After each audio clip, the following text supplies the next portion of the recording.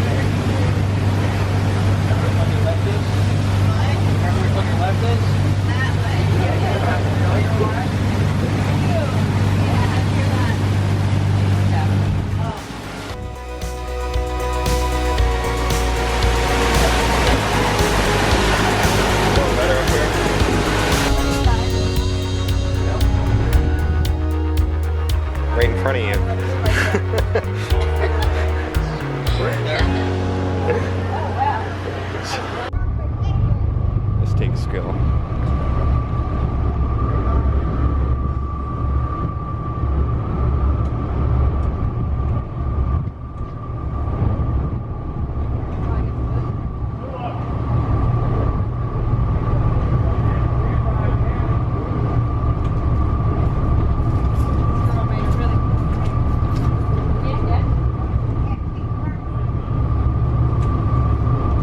Alright, so we just got off the dive boat.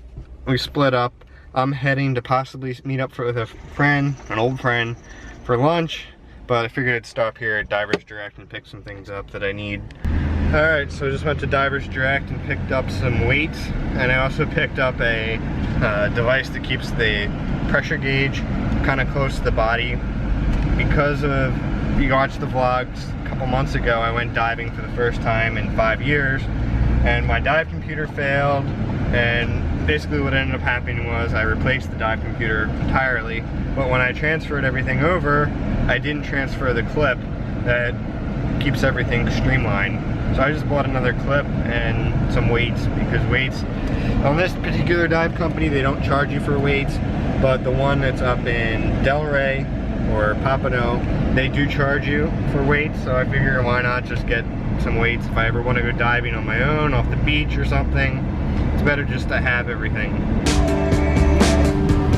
Bye, Key Largo. See you soon. Alright, so for those that have never been to Florida Keys or don't know anything about the Florida Keys, it's basically a bunch of islands all linked together by one road. And that road goes from the beginning of the Keys. It's actually 95, which begins in Maine, top of America. So it comes all the way down here and it ends in Key West. It's really, really difficult to get lost in the Florida Keys, because if you can find the main road and you know that you need to go north or south, then you should be able to find your destination.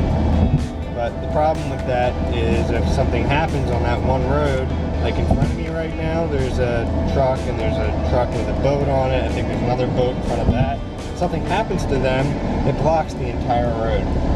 So right now, I haven't looked at the weather, but they were talking about a storm that could potentially hit Florida within the next couple days. And it's either going to be a tropical storm or a low hurricane. Well, what happens when that happens, a hurricane's coming and it's going to hit the Florida Keys, they evacuate anybody that is a tourist. Hotels shut down, they refund you your reservation, and you have to go to mainland Florida. That's happened to me personally at least 2 times. So we actually ended up staying at the area where you see a majority of this video, up in the Delray Boca area of the family.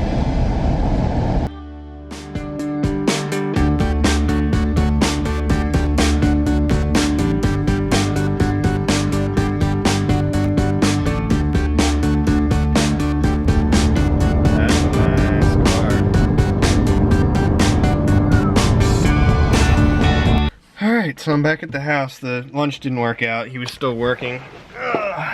So, my back is killing me. Somehow I managed to get sunburn yesterday, even though I put suntan lotion on like 15 times.